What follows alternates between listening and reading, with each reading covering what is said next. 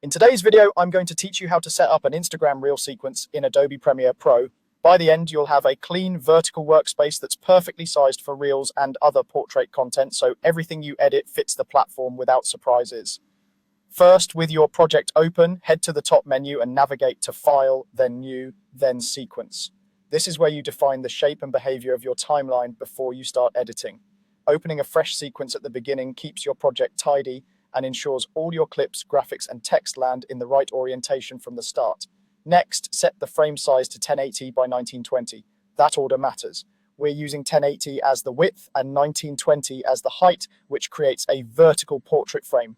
This is the 9:16 aspect ratio that Instagram Reels expects, and it's the vertical counterpart to the traditional 1920 by 1080 horizontal video you might use for YouTube. Think of it as full HD but turned upright for mobile viewing. If you've ever seen black bars or your video looked too wide or cropped on a phone, it's often because the sequence wasn't set to this 9:16 format. Once you enter 1080 by 1920, you should see the preview area reflect a tall, phone-shaped canvas, which is exactly what you want for Reels, Stories, and Shorts. While you're there, it helps to double-check that you've typed the values correctly. A quick mental check is that the height should be the larger number because we're working in portrait.